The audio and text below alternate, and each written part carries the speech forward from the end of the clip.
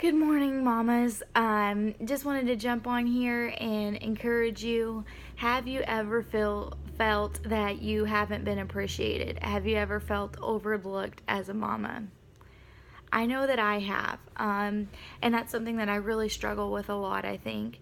I know that I didn't really respect everything that a mom does until I became one.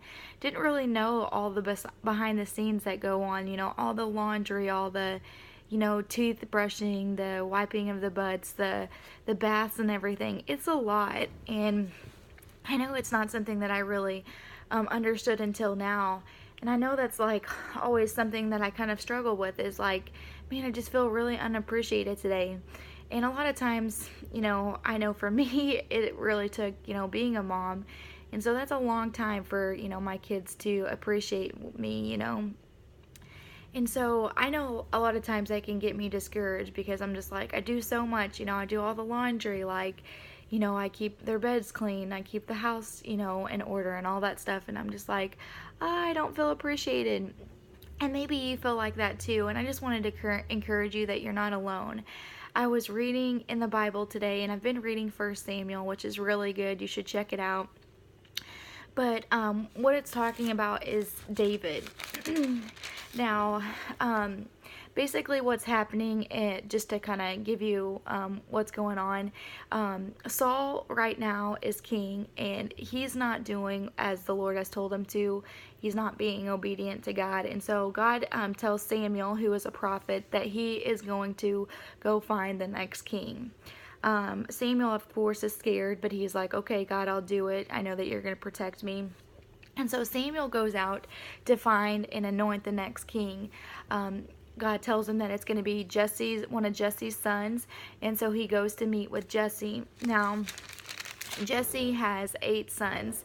And Jesse goes, Samuel comes to Jesse's home, and they are meeting or whatever, and he says, bring me your sons. I need to anoint one of them as king. So Jesse brings 7 of his sons in there, and Samuel seems, this really big tall guy first, and he's like, oh, he's got to be the next king. And God's like, nope, I look on the heart and not the outward appearance. And so he goes through 7 of the sons, and God's like, nope, not him, nope, not him, nope, not him. And it's just crazy that he's like, okay, is this all of your sons? And he's like, no, actually, there is one. He's actually tending the sheep right now.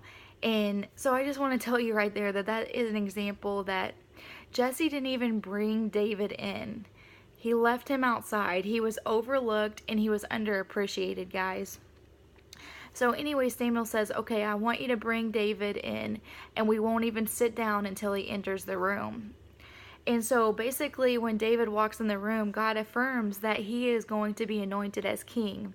And I just want to let you know that in the mundane, in the day-to-day life, in the laundry, and all the stuff, that I know you may feel overlooked and underappreciated, but you're not. God sees you, even when, you could be overlooked by your children. In David's case, it was his own father that overlooked him, guys.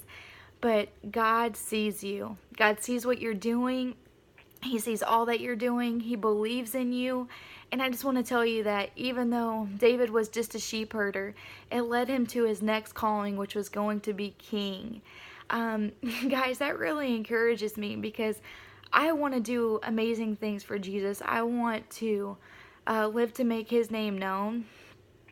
And I'm not saying I don't love being a mom, so don't get that wrong. I know that being a mom and a wife is my first calling, but I don't want to just be a mom and a wife. I want to lead people to Christ. I want to encourage people to get to know Jesus, and I just want them to know that living a life with Christ is real and sustainable, and it's not perfect, but it is something that can be done. That's my heart's desire.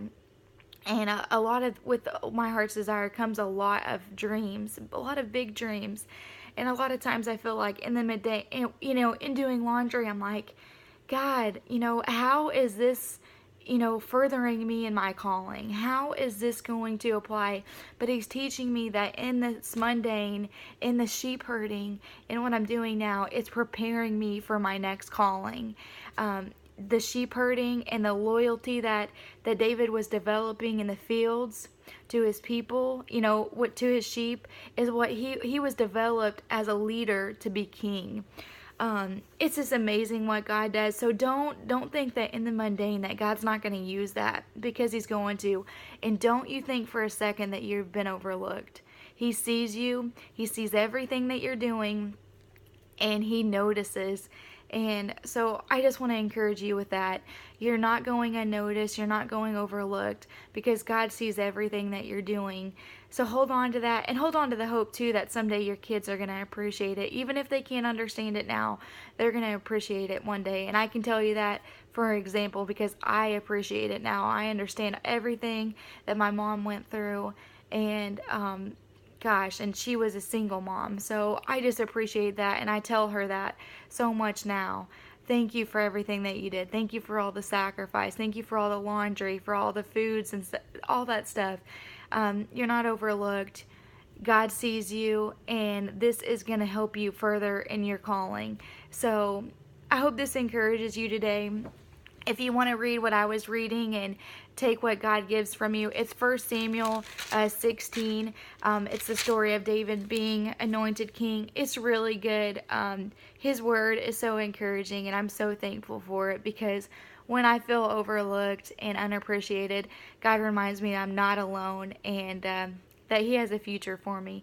So I hope this is encouraging to you guys. Love you so much. If you have any questions or anything, message me. I'd love to talk to you. Praying for you guys. Love you. Bye.